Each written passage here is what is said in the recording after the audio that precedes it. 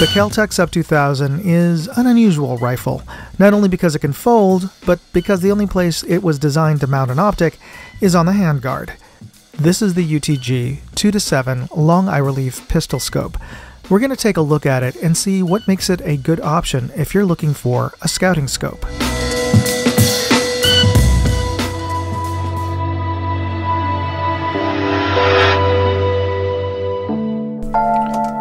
Okay, we have our UTG long eye relief handgun scope, and this is a scope that's designed to be placed on top of a target pistol.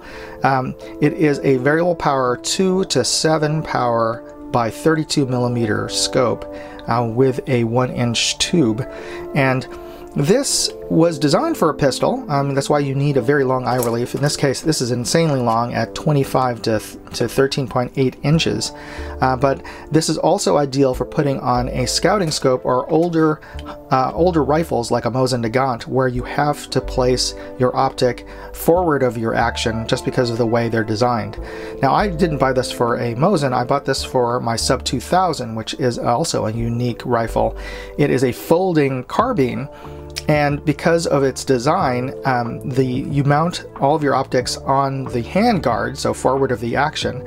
So I needed a long eye relief scope, and this was the most affordable, good quality, variable power scouting scope, or basically this is a scouting, I use this as a scouting scope, that had a long enough eye relief that I could use it, mounting it very far forward on the handguard. And this is almost too much eye relief at 13.8 inches. I really have to mount this all the way to the front of my Sub 2000 and basically butting up against the front side post. But I also kludged together this rather unusual mounting system just because of the Sub 2000. I needed the height, this extreme height, because the front post of the Sub 2000 is very tall, so I needed this to clear most of the front of that, so I didn't obscure my scope. But also, I needed, because the Sub 2000's rail is all polymer, I needed a wide enough base that it would provide a stable platform to mount an optic on that was repeatable. And also I needed to quick detach because it's a folding rifle. It folds onto its top, over the rail, so I had to take this off every time I fold it. Otherwise, why would you get a folding rifle if you can't fold it? So anyway, this is the reason why I sort of Frankensteined this mounting system together, because I couldn't find a good off-the-shelf system. So I will never be a snob onto anybody else's solution. This works for me. I don't necessarily recommend it for everybody, but you know, it works. Did I mention the UTG actually does come with a set of mid-height quick detach mounts. I didn't end up using it for this just because of the space that would be required to mount both of these. But anyway, it does come with its own mounts, which are pretty good, and I've used these mounts on other rifles, so there you go. Anyway, let's take a quick look at the scope itself. It is an illuminated scope. It illuminates in red and green, and runs off of a 1620 button battery. It has a fixed parallax focus at 35 yards to infinity, so there's no adjustments there. But it does have a rear focus for your ocular and the reticle.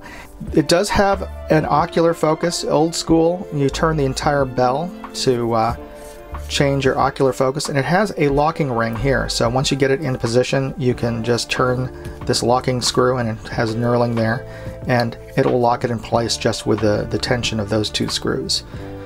And it is well lubed, as you can see, a lot of silicone lube there. So. And it has a rubber O-ring to keep it watertight or water resistant in any case. This turns smoothly. I haven't had any problems with this, and there's no grittiness except for the grease. The power dial always turned very smoothly, almost too smooth, but I've never had a problem of it changing magnifications. And it has a little bit of a nub along with the texturing here, so it functions pretty much like a mini throw lever, so that is convenient. As for adjustments on the turrets, these are very small traditional brass turrets. can see here.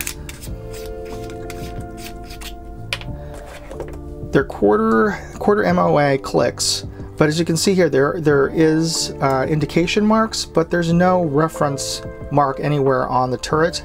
So you're really not using this to dial in any dope. There's just really no way. You're basically turning this to set up your zero on your reticle, and then you're done. Oddly enough, it has locking screws on the in the turrets, which I just wonder why you'd need them if you have turret caps, because once you have these on, there's no way these are ever going to turn. Maybe they were designed so you could cinch them down just in case you had this in a very high recoiling rifle so that they didn't turn. I don't know. I don't know why they designed it that way. If you happen to know, please let me know in the comments. So there you go, in a nutshell, the UTG pistol scope. And let's take it outdoors and see how well it performs looking through the glass. We are looking at the peak of Mount Davidson, approximately 1,300 yards away, and we're looking at it through the UTG long eye relief pistol scope. And we're looking at it at its lowest power setting, which is 2 power, and that's so we can get the best image quality through this particular optic. If you're looking at a variable power optic, you always want to compare the image quality at its lowest power setting, which gives you the best that the glass can afford in terms of overall clarity, saturation, detail, and contrast. So we can see here just how much light throughput we're getting if we compare the image through the glass versus the image outside of the glass. You can see the difference in tone of the sky and the tree line, which actually isn't too bad. We aren't losing very much light, and the color isn't shifting too much at all. So let us zoom in to its maximum power setting of 7. And as we do that, we see that there isn't any noticeable difference in point of aim, but there's a slight focus difference. I'm going to try to adjust this focus here to get us a sharper image. Now, our eye naturally refocuses, so I wouldn't necessarily ding the scope for that, because our eyes, we wouldn't even notice that there was a focus shift. But cameras are not as good as our own eyes. In any case, we can see here that the image did not get significantly darker, so that's good. But then again, it's only going up to 7 power. And we can make out details in the image on the hilltop there, including a white trail marker sign. It's about 36 inches in diameter, or 36 inches in diameter. So it's a good proxy for a steel target at this distance. And you can also make out, so we can take a closer look at the reticle itself here. This is touted by the manufacturer as a bullet drop reticle. Of course, I don't particularly like BDC reticles because they are calibrated to a specific cartridge and barrel length, and when you change that out from the manufacturer's parameters, then all bets are off. You basically have to figure it out for your particular rifle or firearm and your particular cartridge, so whatever. It does offer you some good reference marks in terms of holdover, but again, that'll depend on your particular rifle. So there you go. In any case, that's what it looks like at 7 power.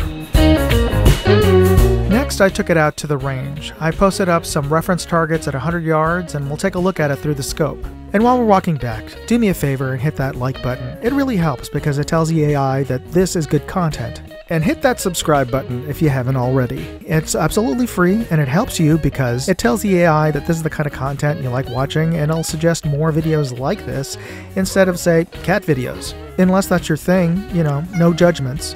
And if you like to watch things other than guns and ammo, well, I got you covered there too. Check out my other channel, Moondog R&D, a channel focused on gadget reviews, photo and video gear, geeky stuff. Okay, so we have the scope set up at 7 power, and we're looking at targets up 100 yards downrange. Now, here's the thing of it. It's set up like a scout scope. The rear eyepiece is actually 11 to 12 inches away on the handguard. Your typical scope is mounted on the receiver. Now, your eye relief is typically like 3.5, maybe if you're lucky 4 inches away from you. So this is approximately 3 times further away. So even though this is a 7-power scope, we're looking at maybe about 2.5 power effective because, you know, the scope is 3 times further away. So we're going to have to adjust here. Now I'm going to digitally enlarge the image so we can see the reference targets is a little more clearly. Now our naked eyes, our eyes and our brain are able to see much finer detail than any camera. So this is somewhat of an approximation of what you'd experience looking down at this scouting scope. Now we can see the paper target in the bottom left has a 3-inch stick-on target. Now we can clearly see the stick-on target when we're shooting at 100 yards, but you're still going to have a hard time picking out individual bullet holes on the paper. There are actually 22 holes on that paper right now, but I can't make them out at this distance. And looking at the U.S. Air Force's optical resolution chart on the bottom right, I can't make out separate horizontal and vertical lines anywhere on that chart. Now that isn't to say this rifle scope is unusable. I can clearly make out the rifle target on the top left, and I can make out all 5 of the sub bullseyes, the red sub bullseyes within that target, so I could aim for them, and I could certainly aim for that 3-inch black stick-on bullseye on the bottom left. So perceptually, the experience is somewhat similar to shooting a 3 or 4 power traditionally mounted scope. That's why when you have a forward mounted scouting scope, it's actually a nice thing that it's 7 power.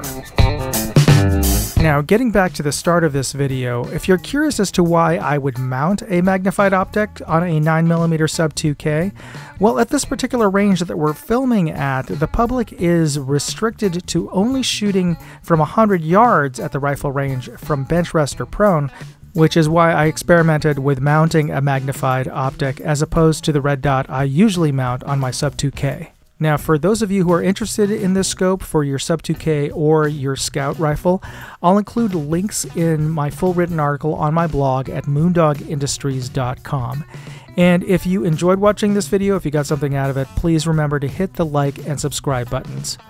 Thanks for watching. You be safe out there. Moondog, out. Hey, if you enjoyed this video, please share it on forums, Facebook, Reddit, TikTok, Instagram, Twitter, MeWe, whatever social media you're on. And if you want to see all of my videos, check out moondogindustries.com.